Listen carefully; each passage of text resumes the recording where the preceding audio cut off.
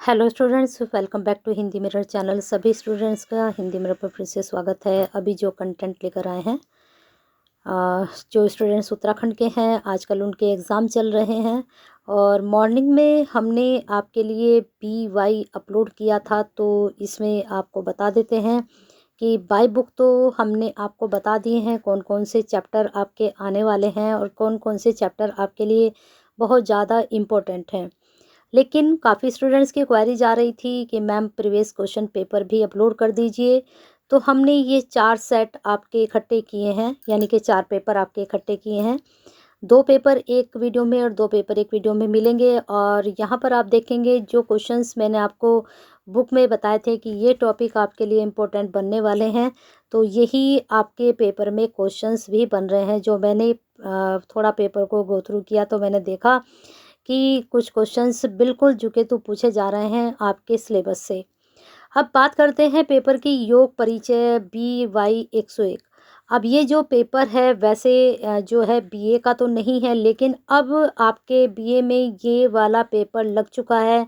तो काफ़ी स्टूडेंट्स का जो पेपर ये लगा है और काफ़ी स्टूडेंट्स ने इसको लिया भी है। ऑप्शन में ये पेपर था आपका, किसी ने कोई सब्जेक्ट लिया है, किसी ने कोई लिया है। तो बी जितनी क्वेरीज ज़्यादा से ज़्यादा मेरे पास आ रही हैं वही वीडियो मैं अपलोड कर रही हूँ। काफ़ी कन्फ्यूज़न है, लेकिन कोई बात नहीं, सारे कन्फ्यूज़न दूर होंगे एक ही प्लेटफॉर्म पर और आप एक प्लेटफॉर्म से जुड़ जाइए, हिंदी मिरर का हिस्सा बन जाइए। एक सब्सक्राइब कर लीजिए, बेल आइकन हिट कर दीजिए, जिससे नेक्स्ट वीडियो के नोटिफिकेशन आपको मिलते रहें। वीडियो शुरू हो चुकी है, लाइक कर दीजिए, शेयर कर दीजिए अपने जैसे ही स्टूडेंट्स को, क्योंकि जो क्वेश्चंस आपको मैं बताने जा रही हूँ आपके साथ साथ वो उस स्टूडेंट्स के लिए भी बहुत इम्पोर्टेंट है जो आपके जैसा ही स्टूडेंट्स है और आप कहीं ना कहीं शेयर करके उस स्टूडेंट्स की हेल्प करेंगे। पेपर का पैटर्न यहाँ पर जो है 80 नंबर का है, लेकिन आपका जो पेपर आने वाला है वो 100 नंबर का आएगा, है ना। तो आपको क्वेश्चंस देखने हैं 100 नंबर के जो आएंगे क्वेश्चंस वो किस तरह से आएंगे। 100 नंबर का जो पैटर्न आपका AECC का जो भी आपके पास थी लैंग्वेज, तो जैसे उसमें 3 क्वेश्चन आपके लेंदी बाकी शॉर्ट आए थे और 20-20 नंबर के आए थे, तो मुझे लगता है आपके इसी प्रकार से यहाँ पर भी क्वेश्चंस बनने वाले हैं। तो मेरा मानना है कि पैटर्न कोई भी हो, चाहे लॉन्ग हो चाहे शॉर्ट हो, अगर आपने अच्छे से तैयारी की है तो आपका पेपर 100% अच्छा ही जाता है। हमारा जो मोटो होना चाहिए वो होना चाहिए कि हमें टॉपिक्स बहुत अच्छे से क्लियर करके जाने हैं और सारे टॉपिक्स को बहुत अच्छे से याद करके हेडिंग्स जितने भी हैं उनको बिल्कुल कंठस्थ करके हमें एग्ज़ाम में बैठना है। तो पहला प्रश्न देखिए, मैंने आपको बताया था कि अष्टांग योग का विस्तार पूर्वक वर्णन कीजिए। ध्यान कीजिए, जब मैंने बुक के चैप्टर कराए तो अष्टांग योग आपके लास्ट यूनिट में था, मैंने कहा था इसको आप पढ़ लीजिएगा। नेक्स्ट क्वेश्चन आपका जो है, explain the detail the meditation according to. आपको बताया था मैंने, यहाँ पर घरेंड संहिता के अनुसार ये आपको बताना है कि ध्यान का सविस्तार वर्णन करना है घेरेंड संहिता के अनुसार। नेक्स्ट क्वेश्चन है आपका, काफ़ी स्टूडेंट्स की क्वेरीज रहती है कि मैम इंग्लिश में भी थोड़ा बता दिया कीजिए, क्योंकि पेपर दोनों ही लैंग्वेज में आपका आता है, हिंदी और इंग्लिश। काफ़ी स्टूडेंट्स की क्वेरी FES को भी लेकर आ रही है। तो MCQ जो पेपर आते हैं उनमें भी दोनों ही लैंग्वेज आती है, लेकिन वहाँ पर थ्योरी तो होती नहीं है, चाहे आप इंग्लिश में पढ़े चाहे आप हिंदी में पढ़े, आपको तो सिर्फ सर्कल करने होते हैं। अब मैं थोड़ा सा आपको इस चीज़ का भी क्लियर कर दूं, जो MCQs पहली बार देने जा रहे हैं स्टूडेंट्स, तो आपको बता दें कि MCQs में ऐसे इसमें जो ऑप्शंस होते हैं, जैसे आपका 1 2 3 4 भी करके भी यहाँ पर सर्कल आ सकते हैं। क्वेश्चन जैसे नंबर 1 हुआ उसमें ABCD ऐसे सर्कल बने होंगे, तो जैसे आपका 1 का आंसर B सही है, यानी कि B सही है तो आप B पे सर्कल करेंगे और ये सर्कल ऐसे करने हैं कि बिल्कुल सर्कल वाला जो है पोर्शन बिल्कुल फिल हो जाना चाहिए, ब्लैक पेन से या फिर ब्लू से। इस चीज़ का आपको थोड़ा सा ध्यान रखना है। फर्स्ट टाइम जो MCQs देते हैं तो थोड़ा उनको दिक्कत होती है, क्योंकि OMR सीट पर जो है स्टूडेंट्स को प्रैक्टिस नहीं होती है काम करने की, तो इस चीज़ का आप ध्यान रखिएगा। यहाँ पर आप देख लीजिए नेक्स्ट क्वेश्चन आपका, एक्सप्लेन द टेक्निक्स ऑफ चित्रवर्ती निरोध इन डिटेल। ठीक है, यहाँ पर चित्रवर्ती निरोध के उपायों की जो है व्याख्या करनी है। नेक्स्ट क्वेश्चन आपका, ये भी मैंने कल आपको बताया था कि चित्रवर्ती को जरूर पढ़कर जाइएगा। यहाँ पर देखिए 1 से 2 क्वेश्चंस आपके चित्रवर्ती में से ही निकल कर आए हैं। यहाँ पर आपको बताना है चित्र प्रसाधान व चित्रवर्ती का वर्णन कीजिए। तो यहाँ पर चित्र आपको बताना है इसकी। चलते हैं आगे नेक्स्ट क्वेश्चन पर, 5 पर आ चुके हैं। यहाँ पर डिस्क्राइब करना है पुरुष एवं प्रकृति का सविस्तार। मैंने कहा था पुरुष को भी अच्छे से पढ़िएगा, प्रकृति को भी अच्छे से पढ़िएगा। क्वेश्चंस डेफिनेटली यहाँ से बनेगा। जो टॉपिक आपको बताए थे मैंने बाय बुक, वही क्वेश्चंस यहाँ पर भी पूछे जा रहे हैं।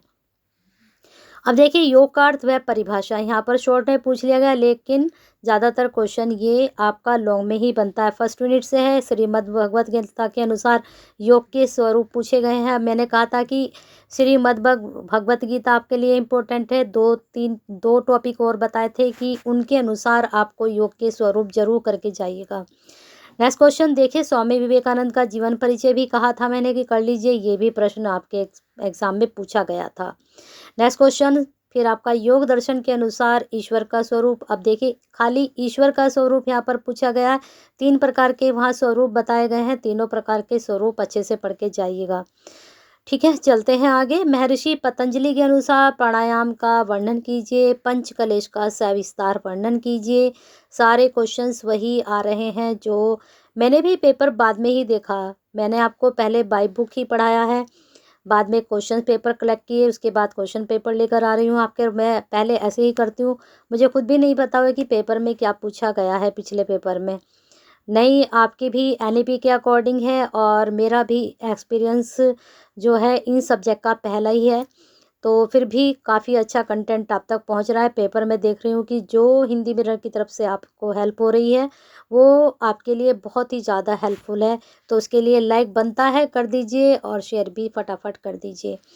अब आगे क्वेश्चन यहाँ पर हठ प्रदीपिका के बारे में भी आपको बताया गया था। घेरण संहिता के अनुसार समाधि के प्रकार बताइए। घेरण संहिता को अच्छे से पढ़कर जाइएगा।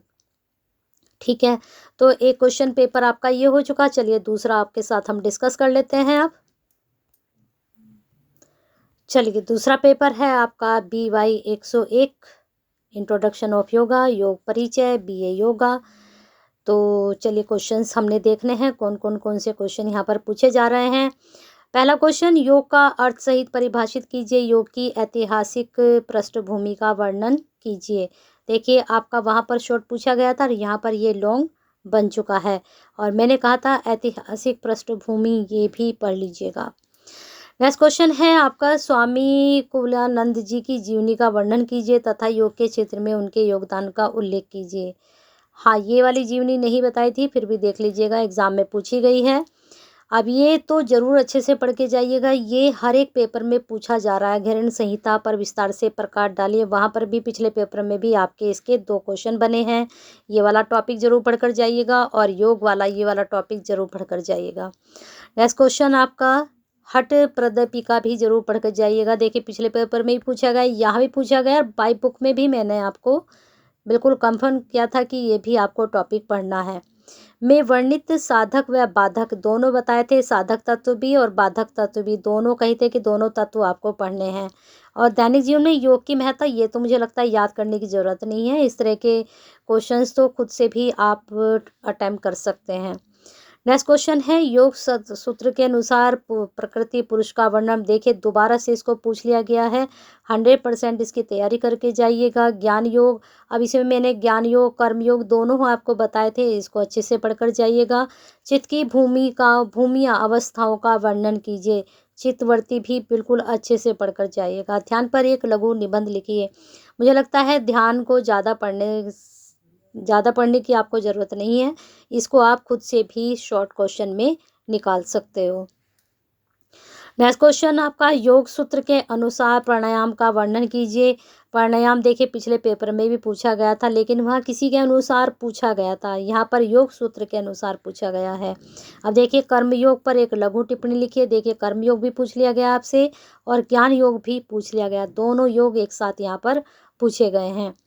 पंचक्लेश दोबारा आ चुका है, पंचक्लेशों पर प्रकाश डालिए। जो क्वेश्चंस रिपीट हो रहे हैं बहुत अच्छे से देखकर जाइएगा। नेक्स्ट क्वेश्चन आपका, योग द्वारा मानसिक और आध्यात्मिक आरोग्य पर प्रकाश डालिए। तो मुझे लगता है योग के द्वारा मानसिक और आध्यात्मिक आरोग्य कैसे रह सकते हैं। तो मुझे लगता है ये प्रश्न भी आप खुद से ही अटेम्प्ट कर सकते हैं इसका आंसर। अब देखिए योग चित्र दोबारा से आ चुका है। परिभाषा पतंजल योग सूत्र के किस पाद में वर्णित है, यानी कि किस वाले चैप्टर में या पद में वर्णित है ये बताना है। तो ये तो आपको बुक पढ़कर ही पता चलेगा। योग चित्र वाले में आप जाएंगे तो वहाँ आपको इसके बारे में पता चल जाएगा। फिर है पतंजल योग सूत्र के अनुसार अंतराय कितने हैं। फिर नेक्स्ट क्वेश्चन है, निम्न कोटि के साधकों को कौन कौन सी साधना करनी चाहिए। साधकों के बारे में पढ़ लेना है बिल्कुल। ठीक है, समाधि का क्वेश्चन दोबारा आ चुका है। योग का अर्थ समाधि है, यह कथन किसका है। तो ये नहीं कि सिर्फ आप इसको बस ये कथन किसका यहीं पर ख़त्म कर दें, वो इस कथन के द्वारा कहना भी क्या चाहते हैं उसको भी एक्सप्लेन करना है। एक नंबर का तो क्वेश्चन है नहीं है ना। रागात्मिका भक्ति की उच्च अवस्था कहलाते, ये मैंने आपको कहा था कि रागात्मक जरूर पढ़ना है। हठयोग प्रदीपिका जरूर पढ़ना है। स्वामी विवेकानंद के गुरु कौन थे, ये थोड़ा शॉर्ट में यहाँ पर क्वेश्चन है, लेकिन कोई बात नहीं, इसको थोड़ा आप लेंदी करके पढ़ लेना। तो बने रहिए हिंदी मिरर के साथ, और हिंदी मिरर से अभी तक नहीं कनेक्ट हुए हैं तो हो जाइए, परिवार का हिस्सा बन जाइए। लाइक और शेयर तो बनता है, कर दीजिए फटाफट।